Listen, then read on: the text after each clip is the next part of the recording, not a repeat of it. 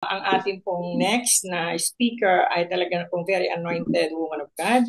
Siya po ang ating pastor sa Norway. Under din ng Isabela, JCT Isabela. So sobrang blessed na blessed ang Isabela. Kahit saan dako ay meron sila. I think nether sa New Zealand ay nag-i-start na rin po sila. So ito isa sa I met her when I went to Isabela. Napaka-anointed po niya the way she speak the word of God. Sabi ko, bakit ka nag-SOT? Eh, well, pastora na. Pero syempre, dadaan muna tayo sa ganitong pagkakataon. Thank you so much for being the processing of the process. Ano? At purihin ang Panginoon, one of the anointed woman of God, JCB Norway, Reverend Reggie. Palapan po. Ay, Pastora Reggie. Sorry, Pastora. Okay. Praise God. Amen. Hallelujah. Praise God po rin po ang buhay nating lahat. Thank you po, Rev. At nakaka-nervyos, nandyan yung nanay ko. Amen. Shalom po sa ating lahat. Palapagan niya muna natin si Lord. Amen. Hallelujah. Praise God. Hallelujah. At magandang hapon sa ating lahat. Ang tema ko po ay God's Forgiveness. At ang title ko is Forgive as the Lord Forgave. Ang teksto ko po ay Colossians 3:13 and it says, bear with each other, forgive one another. If any one of you has grievance against someone, forgive as the Lord forgave you. Amen? Normally, people count the offenses and find all the possible reason not to forgive. But biblically, we forgive simply because we are forgiven. Amen? Ang tunay po na pagpapatawad ay hindi nakasalalay doon sa pagiging karapat-dapat nung kailangang patawarin o ng kanyang pakiusap o ng kanyang paghingi ng tawad. Ang pagpapatawad po ay hindi nakasalalay doon sa kanyang pagiging karapat-dapat, kundi sa biyayang iginawad ng Diyos na ating pong natanggap. Amen? Just as we are forgiven unconditionally through Christ, we are called to extend that same unmerited favor to others. Amen? Siyempre, madali lang itong sabihin kaysa sa gawin. But it can be done by the grace of God in us and through us. Sapagkat wala pong hindi kayang gawin ng biyaya ng Diyos. Amen? Sabi nga po ni Apostol Pablo sa Philippians 4:13, I can do all things through Christ who give me strength. At para mas maunawaan natin kung bakit kailangan nating magpatawad at madali na lang po ang magpatawad, we will see how God simplify forgiveness for us. Meron po akong tatlong insights ng God's forgiveness dito. Insight number 1, forgiveness is a gift given. Ibig sabihin, ang pagpapatawad na ating natanggap ay regalong ipinagkaloob ng Diyos sa atin. Amen? Ephesians 1:7 said, in Christ, we have redemption through His blood, the forgiveness of sins in accordance with the riches of God's grace. Amen? And the Greek word of grace here is charis or gift. Ibig pong sabihin, forgiveness is a gift we receive, not something we earn. Through Christ's finished work at the cross, God freely offers us complete forgiveness, not based on our efforts, but according to His grace. Amen? Insight number 2, forgiveness is a grace extended. Colossians 3:13 said, forgive as the Lord forgave you. We receive, we extend. Amen? Forgiveness is a grace we extend because we have first received it freely from Christ. Just as God in His mercy forgive us completely through Christ's finished work, we are called to extend that same grace to others. Amen. Because we have been forgiven much, we are empowered to forgive others. Amen. Forgiveness does not mean ignoring wrongdoing or denying yung sakit na naramdaman natin. Hindi po ganon. It means choosing to release the debt just as Christ released us from ours. Ephesians 4:32 said, be kind and compassionate to one another, forgiving each other just as in Christ God forgive us. Amen. Praise God. Insight number 3 po, forgiveness is a gate opened, pave the way to freedom. Amen? Gusto mo ng kalayaan, hindi kailangan mo magpatawad. Di ba? Amen? Because Freedom always comes when we choose to forgive. Forgiveness releases us from the heavy chain of bitterness, resentment, and unsolved pain. Amen? When we hold on to unforgiveness, we keep ourselves bound to the offense, allowing it to steal our joy and disrupt our peace. Tayo ang lugi pag hindi tayo nagpapatawad, di ba? Kasi po, unforgiveness burdens our life. Para itong patay na kinakaladkad mo na dapat mo na sanang inilibing. Amen? Mas gusto mo pang pinapahirapan yung sarili mo eh. Amen? Praise God. Anong kailangan natin gawin? Just let go and walk in freedom. Amen? When we choose to forgive, we are not excusing the wrong or minimizing the hurt. We are surrendering the burden to God, trusting Him as our just and righteous defender. Amen? Sabi nga po dun sa Hebrews 12:15, see to it that no one misses the grace of God, and, ito po, that no bitter root grows up to cause trouble and defile many. Amen? Napakaliwanag. Amen? Bitterness thrives where forgiveness is withheld, poisoning the heart and affecting those around us. Amen? When we hold to resentment, we block the flow of God's grace in our lives. But when we choose to forgive, we uproot the bitterness and allow His peace to reign. Amen? We need to forgive intentionally. Amen. Alam niyo ba mga kapatid, noong naunawaan ko yung kapatawaran na iginawad ng Diyos sa akin, it benefited me so much, my family at ibang tao. Amen? It made me supernaturally a peaceful, joyful, patient, understanding, and a forgiving person. Amen? Mantakin mong isipin na ang Diyos na gumawa ng langit at ng lupa and everything in it does not count my sins against me. He forgave all of my sins and forget all of them. And He loved me unconditionally. Amen? Grabe, ano? Meditating on these truths made me grow more and more understanding and forgiving towards other people. Amen? It became a default mode to me to see and treat others the way God sees and treats me. Amen? Hallelujah. Alam niyo ba, konting testimony, bago ako umuwi nung June, grabe yung mga naranasan ko. Yung kapatid kong bunso, hindi naniniwala. That I'm a very patient, very understanding, very forgiving person na kasi nakita niya yung dating ako. Amen? At ang yung ginawa niya na panloloko sa akin. Amen? Grabe. Bago ako umuwi. Tapos, of course, dahil alam ko, yung trato ng Diyos sa akin, yung pagmamahal ng Diyos sa akin, what I did by the grace of God is, sinantabi ko yung kanyang pagkakamali and I called him. Sabi ko, wala tayong pag-uusapan. Sabi ko sa kanya, but I just want to share the love of God sa iyo. Uuwi ako, sasama ka sa akin, bubuntot ka sa akin kahit saan. So kasama ko siya. Kahit saan ako nagpe-preach, Friday to Sunday nagpe-preach ako, kasama ko siya. Nung first week namin, lagi siyang nakayuko, hindi siya nakakatingin sa akin. Pero lagi ko siyang niyayakap, lagi ko siyang sinasabihan na mahal ko siya. And then, until bago ako umuwi, grabe, sabi ko, wala tayong pag-uusapan. Sabi ko sa kanya, you just know na mahal kita at namnamin mo yung pagmamahal naming pamilya mo sa iyo. So, hindi, alam niyo ang nangyari, nandun kami sa kwarto, humiga siya doon sa tabi ko. Tapos hinintay niya na umalis ang lahat, hindi po siya tumawag. Take note, na sa buong buhay ko, na ako po yung nagsusuporta sa kanya, sa kanyang mga anak, never po siya sa lahat ng panloloko, never siyang humingi ng tawad sa akin. But that time, grabe yung nangyari, dahil humiga siya dun sa tabi ko, hinintay niya na umalis ang lahat, and then iwan na lang ako at yung sister ko. Grabe yung iniyak niya na para siyang bata na humihingi ng tawad sa akin. And I felt it. Tapos sabi ko, alam niyo, mahal na mahal ka ng Diyos at huwag kang matakot sa kung ano mong gagawin ng Diablo sa'yo. Sabi ko, dahil covered ka ng aming panalangin.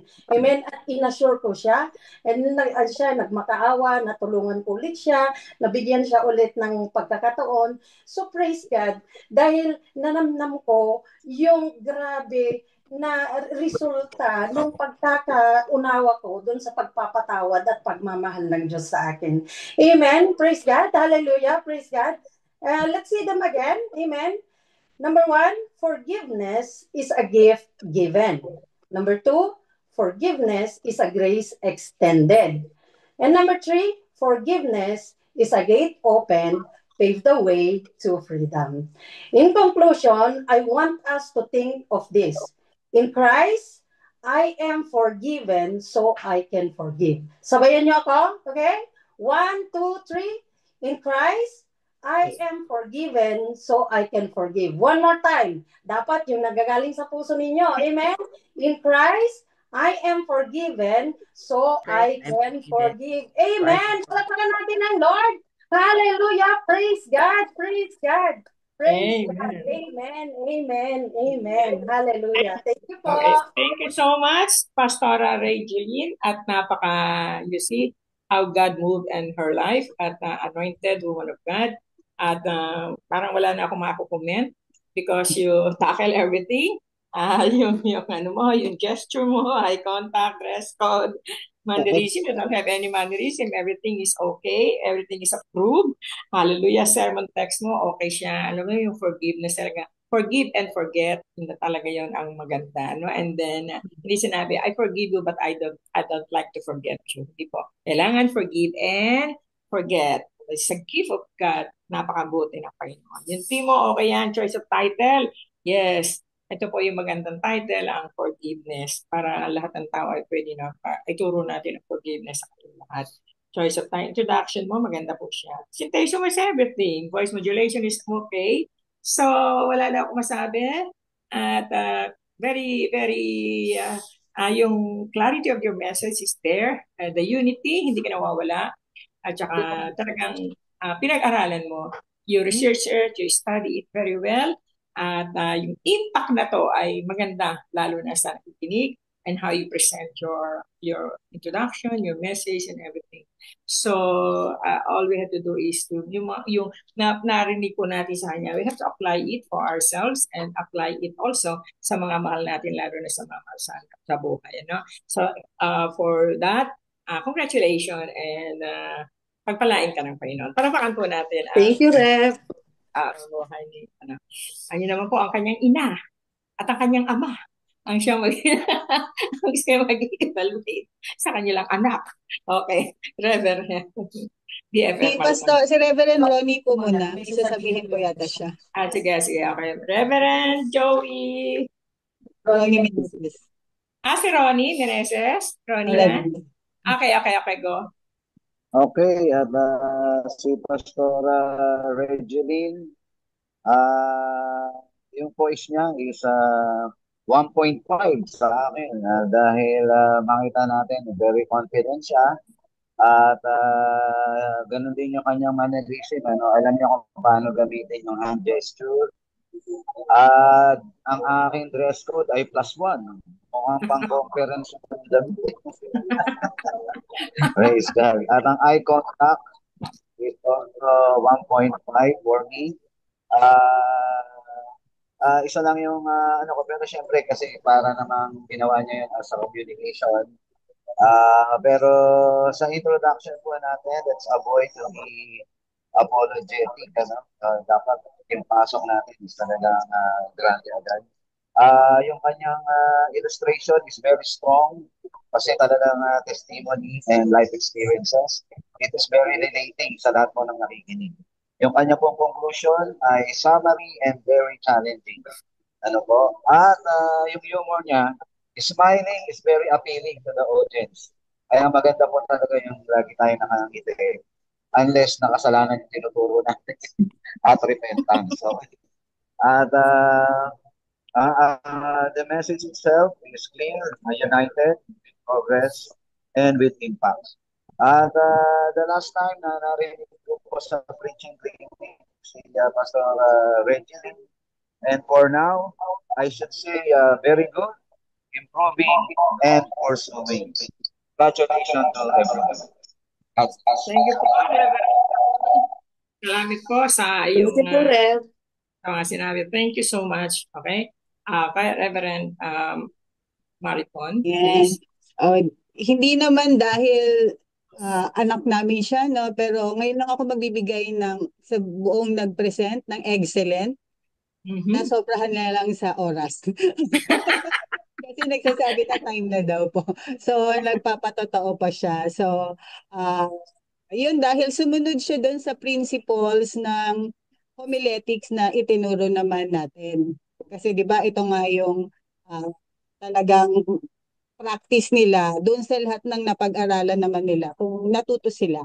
So I can proudly say naman na sinunod niya yon at confident siya na mag-preach and excellent. Wala Thank pong you ano doon. po. Wala pong ano doon, bias. Okay? Glory to God.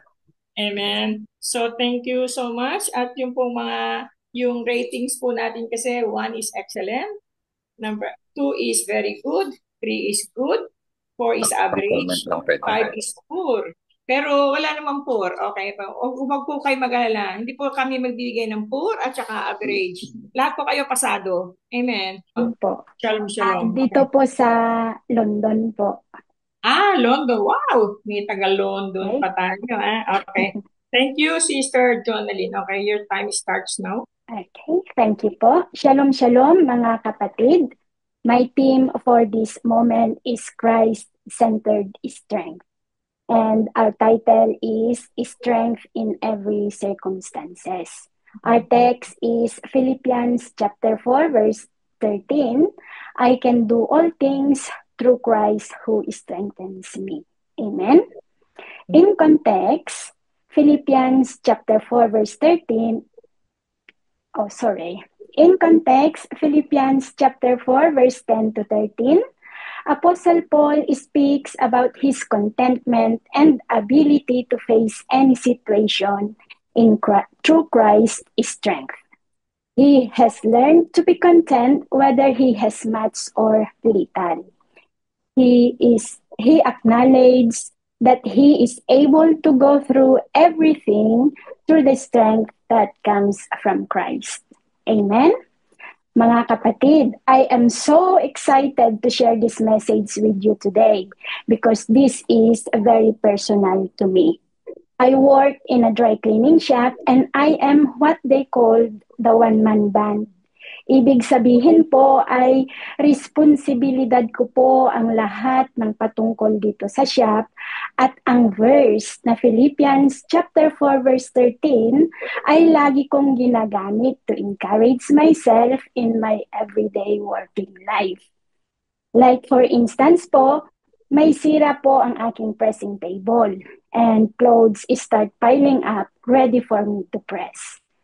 Instead of getting frustrated, I meditate and declaring on Philippians chapter 4 verse 13 to encourage myself while I'm waiting for my machine to be fixed. And once it's fixed, ay natatapos ko po ang lahat ng aking plantsahin, gaano man yan karami, without stress and be ready for collection. This verse po is never fails to encourage and strengthen me. Amen? Mga kapatid, I would love to share with you things that I have learned from Apostle Paul to overcome challenges in life. Amen? The first one is acknowledge the source of strength. It is very important that we acknowledge that the strength and ability we need to face life's trials comes from the Lord Jesus Christ. In Isaiah chapter 41 verse 10, God said, I will strengthen you, I will help you, I will uphold you with my righteous right hand. Notice what it says? I will strengthen you. I will help you. I will uphold you. It's not you will, but He will. It is God who is actively strengthening and supporting us during our trials. Amen? The second is keep relying on Jesus. The strength and ability to endure comes from Christ. This means relying on God's power and guidance. Again, relying on God's power and guidance rather than our own capabilities.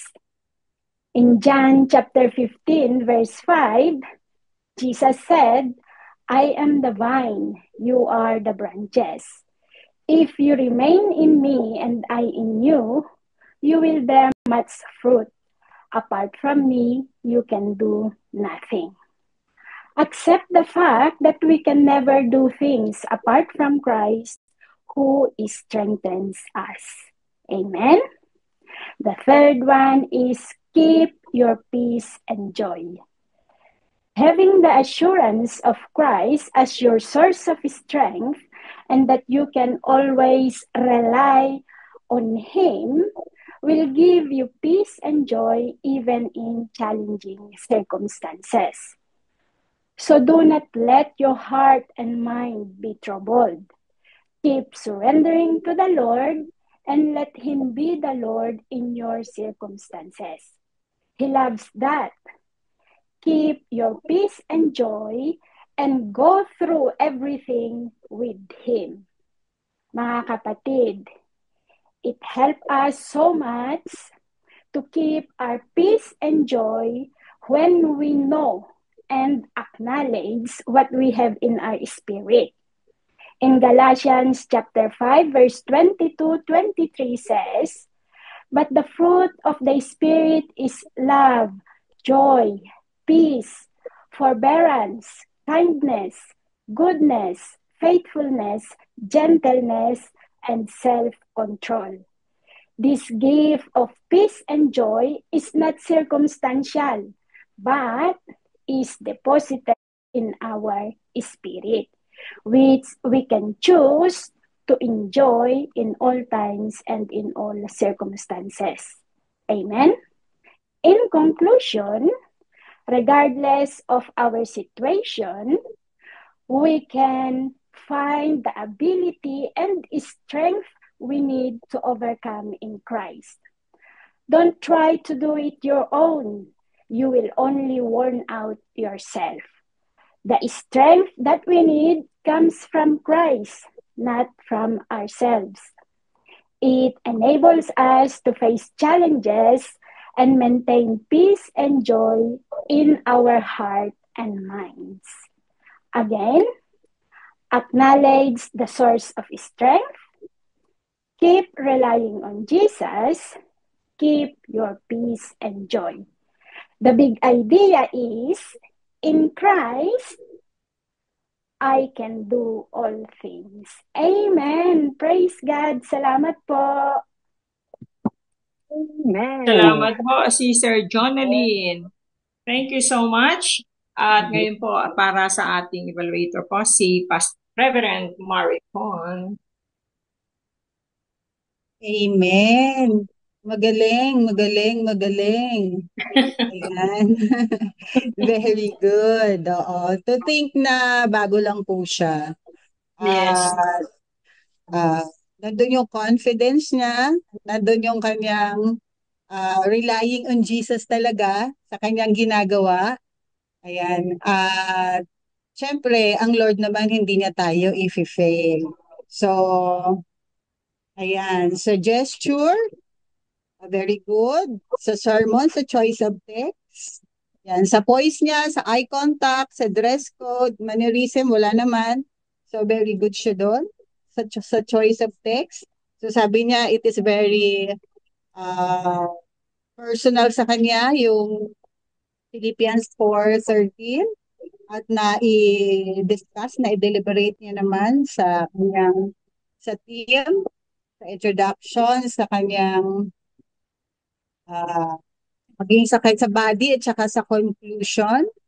Meron siyang illustration, personal niyang testimony doon sa Philippians 4:13. Clear naman po yung message. May unity, may progress, at merong impact dahil nga doon sa kanyang personal testimony and application. So overall remarks and Overall remarks ay very, very good. Very, very good. Yeah. Ayan. Thank So, you so much. congratulations. Thank you, Reverend Maricon. Thank you so much. At sis, nakakatuwa from London to Philippines to every part of the world. At marinig ka JCTD na. Isabela po yan, Rev. JCTD Isabela. Kaya naman pala, Understand. mana pala talaga sa mother eh. Okay. Disciple po yan ni Pastor Reggie. I see. Okay. So, purihin ng Panginoon talaga namang pagka nadi-disciples ng tama ang inyong mga anak. So, wala na po akong masabi, Talaga namang napaliwanag niya ng maayos. Tsaka yung the way she speak, talagang malumanay siya, pero damang-dama mo yung sincerity of her preaching. Kasi nga, personal siya. Napakahirap po talagang magtrabaho sa ibang bansa. But when we have that Word of God, dumadali po yung buhay natin. So, I'm happy, sister, at keep up the good work. At very good ka po. Sa lahat na po na sinabi, agree na lang po ako kay Reverend Maricon. At nakaka-bless kasi yung mga kapatiran natin na sa ibang bansa rin, sa Sharjah, sa Qatar, nababayan, at kung saan-saan ay nagbibigay din ng effort para matuto ko. Kaya keep up the good work once again. God is good and glory to God sa lahat sa buhay ito. Amen. Palakpakan natin ang Salamat po. Salamat. You're very, Praise very God. welcome po. Bye. We're very, Salamat very po. welcome po. Amen. At nakakatuwa. Okay? So nakaka-bless po kayo lahat. Shalom po. Sino? Mukhang hindi Ako na po. maintindihan yung sinasabi. Sister. Ma'am Marian Tabula po. Naririnig po Okay. ako? Naririnig po ako? Sige. Yes po. Thank you everybody. Okay, Mary Ann, Thank you okay. po. Shalom Saan po. ka? Norway, Sa Hong Kong Isabela. po. Ha? Andito po ako sa Hong Kong. Sa Hong Kong ka, ano ginagawa mo dyan? Katulong ma'am. Ay, katulong po, Rev. Sorry. Hindi. Ba't JCT do Norway ka, Isabela? Nasa Hong Kong ka Andar pala. po siya sa akin, Rev. Tsaka Oo sa nga po. Isabela po. Ayaw mo magpa-under sa akin, ha? Hindi, joke lang. Welcome natin si Sister Mary Ann Tabula from Norway, Isabela, and Hong Kong. Yan, tatlo pa. Okay po. Okay, go. Okay po. Shalom po sa ating lahat. My theme is Abundance, title The Path to Abundance. Text Isaiah 51 verse 1 and 2. It says, "Listen to me, you who pursue righteousness and who seek the Lord. Look to the rock from which you were cut, and to the quarry from which you were hewn. Look to Abraham, your father, and Sarah, who gave you birth. When I called him, he was only one man, and I blessed him and made him many." Lahat tayo ay nagnanais ng abundant life. So let us be encouraged and look to Abraham and Sarah as an example of God's blessing and multiplication, even from the humble beginnings. God is faithful in fulfilling His promises and calls. When God called Abraham from the pagan land of Ur of Chaldees, he is unknown, childless, and worshipping idols. He is nowhere near the blessed Abraham, who is called friend of God, prosperous, and father of nations. I want to share 3 points on how to walk into God's abundance. Point number 1. Pursue righteousness and seek the Lord. Matthew 6:33 said, "Seek first the kingdom of God and His righteousness, and all these things will be added unto you." Amen. The foundation for abundance is the Lord. God is the source of all blessing that made us prosperous and stay blessed. As we pursue and seek Him, He will add what is lacking and make it abound in our life. Praise God. Point number 2, forget not our humble beginnings. Sabi sa Isaiah 51 verse 1b, "Look to the rock from which you were cut, and to the quarry from which you were hewn." In other words, we are called to go back and remember how we began. To remember that it is God's power that took us from where we are and lead us to His wonderful kingdom. We are nothing when He found us. It's only by His grace that we are saved and made worthy to partake on His goodness. This is to keep us humble and give all glory to God. Amen. Gusto ko lang i-share mga kapatid, remembering how insignificant and wrecked I was, living in sin and condemnation, which caused me severe guilt and condemnation that almost drove me insane. Mga kapatid, lahat ng masasamang nangyayari sa aking pamilya at sa akin ay tinatanggap ko na kaparusahan ng aking kasalanan. But God, in His mercy and grace, came and rescued me. He took me out from the wretched man that I am and placed me into His wonderful kingdom. Remembering my past made me remain humble, grateful to Him. It keeps me loving and worshiping Him all the more. Praise God. Point number 3. Abraham's call was recorded in Genesis chapter 12 verse 1. God said to him, "Leave your country, your people, and your father's household, and go to the land I will show you." In verse 4a said, "So Abram went as the Lord had told him." Without any excuses, Abraham responded to God's calling and obeyed. He said yes to God's calling that releases God's blessing and promise in his life. Remember that calling came first before blessing, meaning the obedience of Abraham releases God's blessing that made him multiply and prosperous. In Isaiah chapter 1 verse 19 said, "If you are willing and obedient, you eat the best of the land." Amen? If you want to experience God multiplication in your life, be willing and obedient. Trust His heart for you, for He delights in prospering you. Said in Psalms 35 verse 27. In conclusion, I want to give you Proverbs chapter 10 verse 22 to consider. It says, "The blessing of the Lord makes one rich." Amen. It is the blessing of the Lord that made us rich and not our own effort. It is God's favor and provision, which can lead to prosperity and abundance in our lives. Obedience to God demonstrates our love and respect to Him. It strengthens our relationship with Him and results in blessing and protection to us. It is for His glory and for our benefit. Again, if we want to prosper like Abraham, we need to pursue righteousness and seek the Lord. Remain humble by remembering where God found us, and always say yes to His calling. Amen. Hallelujah. Praise the Lord. Salamat po. Praise God! What an anointed woman of God. Parang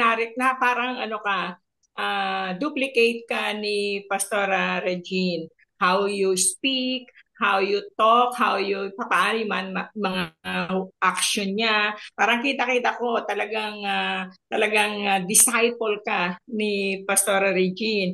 And I'm so happy, talaga namang very clear ang iyong ginawa mo.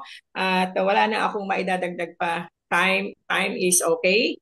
At yung yung ayos mo, okay yan, talaga namang very clear ang iyong pagsasalita. At manang-mana ka talaga sa dalawang nanay mo. si Reverend Maricon at saka si Yes po. Pastor Regine. Thank Okay? you po. So, yun po, very, very clear yung, kahit English yan, pero you speak clearly at saka we can understand kung ano yung naisin mong sabihin, ano? Talagang the path to abundance, ano? Pagkakailangan talaga yung when we speak the word abundance, talaga makikita din sa buhay natin. Kaya purihin ang Panginoon at pagpalain ka. At I'm so happy. I'll give Amen you po. excellent this time. So keep up the good Praise work. God po. At Thank yun you. po, pagiging isa kang manggagawa dyan sa Norway. Kahit hindi ka sa amin, pumunta okay lang.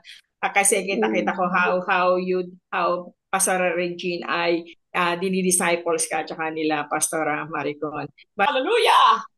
Hallelujah. Oo. Siyempre, excellent. Pero meron lang ako sasabihin.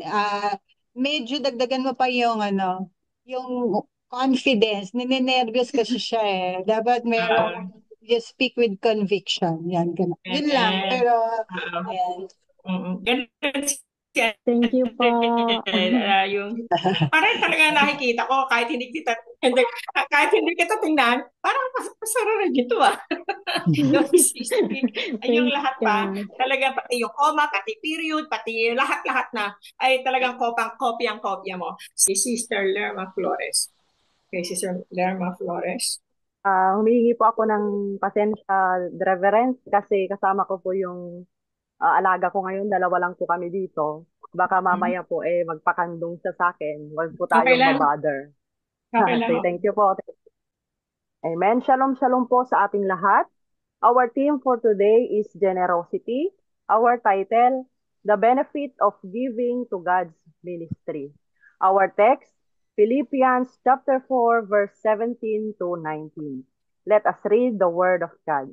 Verse 17, not that I seek the gift itself, but I seek for the profit which increases to your account. Verse 18, but I have received everything in full and have an abundance. I am amply supplied, having received from Epaphroditus what you have sent, a fragrant aroma, an acceptable sacrifice, well-pleasing to God. Verse 19, and my God will supply all your needs according to his riches in glory in Christ Jesus. These are words of commendation to the Philippians who have generously supported Paul's ministry. The church in Philippi demonstrated their support for Paul by sending him a financial gift while he was in prison in Rome. They sent one of their members, Epaphroditus, to deliver a gift and assist Paul. Paul expresses deep gratitude for their generosity, acknowledging their partnership in the gospel and the joy they brought him. He also assures them that God will meet their needs in return for their selfless giving. We have three benefits on giving to the work of God. Amen. Hallelujah. Your giving adds to your account. In verse 17 says, not that I seek the gift itself, but I seek the profit which increases to your account. The Apostle Paul says that giving increases your account. As we give off our resources to God's work, we are actually storing up ourselves treasures in heaven.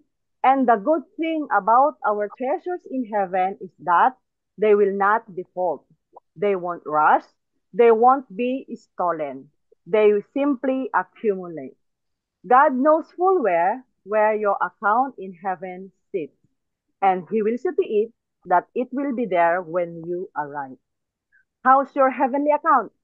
If you want to increase, you need to invest by giving. You will never regret what you invest there. Amen. Hallelujah. Benefit number 2, giving pleases God. In verse 18 says, but I have everything in full and have an abundance. I am amply supplied, having received from Epaphroditus what you have sent, a fragrant aroma, an acceptable sacrifice, well-pleasing to God. Our support in giving to God's work not only to only satisfy the need of his minister, but our giving is acceptable and well-pleasing to God. When we give off our resources to kingdom work, our giving is pleasing to God, and He takes pleasure in our giving. In the Old Testament, when God is pleased, means blessings to His people. It is the same with us now. Our giving pleases God and is blessings to us. Amen. Hallelujah. Benefit number 3. Our giving brings God's blessing. In verse 19 says, "And my God will supply all your needs according to his riches in glory in Christ Jesus." Amen. This is one of the great promises in the Bible. It promises that God will supply all of our needs, but do not take this out of context. This promise was given to the Philippi who supported Paul and not to everybody. It is given to those who are giving away their resources for the kingdom purposes. In other words, it is given to the givers. I repeat, it is given to the givers. Hallelujah. Grabe! What a wonderful revelation. Dati na po akong nagbibigay sa gawain ng Lord sa mga churches. But this truth that I have come to learn brought a deeper meaning in my giving to support God's kingdom through the project of the churches. I am so encouraged all the more to support His work, knowing that each time I give, my heavenly account increases. And it's a joy to be assured that God is pleased in my giving and as well as His releases in my life. Hallelujah. Ibang excitement na ang nararamdaman ko ngayon sa tuwing nagsasabi si Pastora G about projects ng churches sa Pinas. Lalo na sa JCTD Isabela at outreaches nito. Tulad ngayon, malapit na ulit ang anniversary ng JCTD Isabela at naging unintentional na namin sagutin ang accommodation nila Bishop Ted and Company. Mas malaki ang amount ng target naming ibigay ngayon. At sa biyaya ng Diyos, lagi kong sinisigurado na kasama ako sa nagsusupport. Ibang saya ang dulot nito sa akin. Maraming balik ang pag-aani ng nararanasan ko at ng pamilya ko. Pero dahil kapos na tayo sa oras, kaya di ko maisa-isa. Amen. Hallelujah. Kaya mga kapatid, bigyang pahalaga ang pag-support natin sa gawain ni Lord sa ating church. Meron akong 2 tanong para sa inyo. Unang tanong, how's your heavenly account? Lumalago ba ito? If you want your heavenly account to increase, you need to invest by giving. You will never regret what you invest in God's kingdom. Hallelujah! Pangalawang tanong, are you a giver or supporter of God's kingdom? Then, the promise of all needs supplied is yours. Claim it! It is yours. Hallelujah! Hallelujah! In conclusion, I want you to think about this. In Christ, I am blessed and generous. Can you declare it with me? In Christ, I am blessed and generous. Amen. Yay! Hallelujah. Praise the Lord. To Praise God be the glory. Amen. Amen. Hallelujah. Praise God. Okay. Talaga Thank you po. naman. Praise God. Pastor Maricon, gusto mo bang mauna ka na? Or Mauna ka na, Reb. praise God. Nakakatuwa, nakaka-bless. Talagang mga taga Norway ay kamukha ng boses ng kanilang pastor. And the same faith nila, yung talagang giving, they are so generous enough in giving to the activities and to the man of God, ano? At nakaka-bless kasi kahit may trabaho ka ay talaga namang you're doing your part at saka nakagawa ka ng isang magandang preaching clinic na at talagang yung gesture mo talagang pang-pastor na yan okay at at saka the way you speak is very clear kahit na English yan English pero there you know the meaning Tsaka hindi ka masyadong mabilis, hindi ka masyadong mabagal. At nandun po yung essence ng yung generosity mo sa pagbibigay mo sa Panginoon, being so kind and giver. At yun po ang kailangan ng lahat.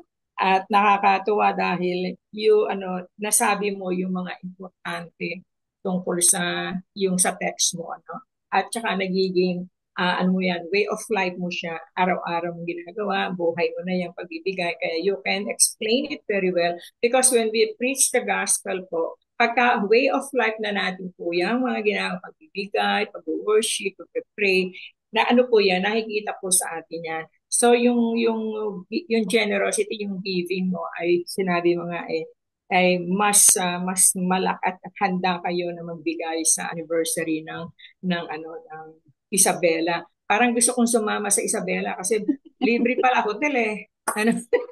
Joke. Babayaran pala yung hotel. Joke lang yan. Hindi sa ganun. Kasi, Go na Rev, kami na bahala doon. second demotion na.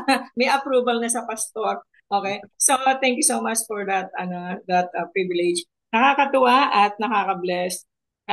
Inisa-isa mo at nandun yung sustansya ng iyong pagtuturo. At hindi ka kinulang, andun halos lahat yung kahalagahan ng mga word of God mo. At nakakatuwa dahil ang Diyos ay nagdi-disciples o nagbibigay sa gawain ng Panginoon ng mga totoo at tapat na mga anak niya. Sa time po naman, talagang nung nakita mo, tinaas ko, nagmadali ka na. Kasi yun ang usapan natin. Kasi pag tinaas ko yun, 1 minute pa. Nagmadali ka na, Kaya hinabol mo talaga yung 7 minutes. Maganda po pala yun, Natatapos tayo ng mabilis. At yun po, nakakatuwa ka na, yes, parang ang saya-saya mo nung matapos ka na yes, God, praise the Lord. Kasi naramdaman mo na, oh Lord, I have done my part at yung masayang-masaya ka dahil naibigay mo yung the best for God. Okay? So, yun po, para sa akin po yun talagang you're anointed like your pastor, like your mother in faith. Amen. Praise God po. At yun po, hindi sa dahil, yun po, at we all were prepared. Maganda po yung sinabi ni Pastor Maricon before na natandaan ko. You have to write kung ano gusto niyo sabihin para hindi niyo po nakakaligtaan yung mga dapat niyo sabihin. Kasi nakita ko sa Norway talagang binabasa po nila talaga po ano yung gusto ng puso nila, sinasabi nila. Kaya very clear ang presentation nila at saka talagang the way they read the preaching is galing talaga sa puso. Bakit?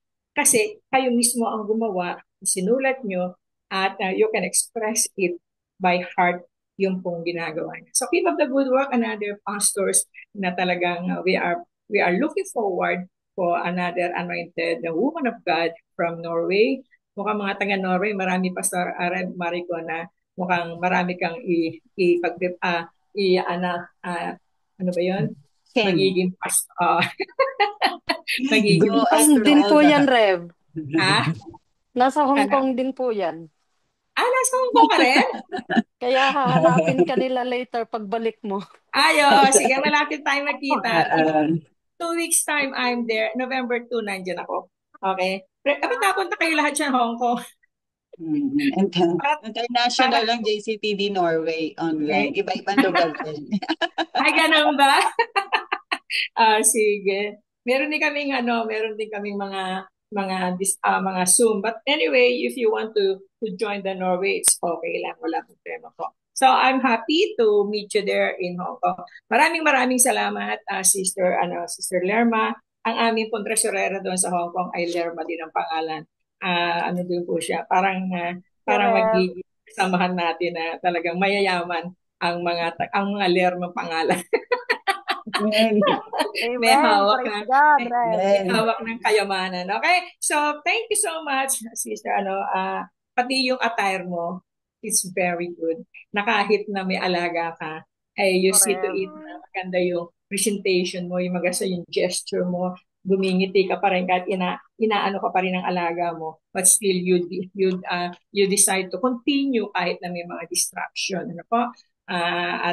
Yun, nagiging maganda po ang ating pong ginagawa pagka huwag na natin tinan yung distraction. Just go on, go on, go on, go on. Amen? So keep up the good work. I'm happy to evaluate Sister Lerma from Norway. Ngayon naman po ating mabait na Reverend Maricon. Thank Praise you, God. Rev. Hallelujah. Very, very, very good. Ayan. I'm so happy naman na marinig si Sister Lorma at kagalakan nila na marinig ko sila. Siyempre, dapat nakikinig si Lola. Si Lola, natawa pa ako. So, nakaka-bless. Una, kasi ako naman ang tinicheck ko lang ay yung principle kung in-apply ang homiletics and hermeneutics at nakita ko naman hindi ka lumayo doon sa text mo. In-expound mo at talaga namang very good. Talagang may sense yung sinabi mo, hindi ka lumalayo doon sa text, sa verses. At yun nga sabi ang tawag kasi doon ay manuscript, yung sinusulat mo lahat. Ayan. Yung iba naman kasi skeleton lang, yun yung outline. Pero para nga sa atin na hindi makalimutan at hindi tayo lalayo doon sa ating topic, mas maganda na isusulat natin. So, yun pati yung kanyang pagdi-deliver may with conviction at hindi siya na-distract, sabi ni Pastora Banji, kahit ilang beses siyang ginugulo ng kanyang alaga. At nakita ko yung heart na talagang binibigay kay Lord. Yun lang naman kasi 'di ba halata mo, makikita mo yung sa buhay ng isang tao yung kanyang kaseryosohan sa Panginoon kasi seryoso siya sa salita ng Diyos na tinatanggap niya at talagang binibigyan niya ng oras sa buhay niya. So with that, very, very, very good talaga. O, di ba? Hindi naman dahil baka sabihin ng mga iba bias. Kayo nga sabi ko sa kanila, kailangan sumunod kayo doon sa principle kung anong itinuro para matuto kayo. Ito naman ay para sa atin lahat. Kaya lahat ng Isabela, sabi ko, wag niyong doon pa tayo magsermonan na hindi tama ang ginagawa. Pero nakita ko sa Norway, they are really prepared kasi masigasig ang kanilang pastora, si Pastora G. And syempre, sabi ni Rebanji, talagang syempre, mana lang yan sa pinagmanahan nila. So, glory to God. Amen. So, Amen. ready na sila i-send karapat dapat pagkatiwalaan ng salita ng Diyos sa kanilang mga buhay. Yun naman ang ating goal doon, na we ourselves are yung bang responsible, accountable dun sa salita ng Diyos na pinapahayag natin. Kasi una, natin itong ginagawa sa ating mga buhay. So, glory to God. Amen. Palakpakan po natin si Rev Maricon. Ano po, para alala po sa lahat, wala po kaming Thank you, paborito. Rev. Amen. Thank you, Sister Lemay at Pastor. Wala akong paborito. Kung ano po yung nakikita po namin, kung yung naririnig namin, kung ano po, yun lang po ang sinasabi namin. Amen po ba? So, alisin po natin yung unfairness, kami po hindi po. Mas good, kahit nga po minsan medyo gusto pa rin namin bigyan ng magandang salita. Amen ang bawat isa. Amen. So, basta po tayo magtiwala sa Panginoon. Okay?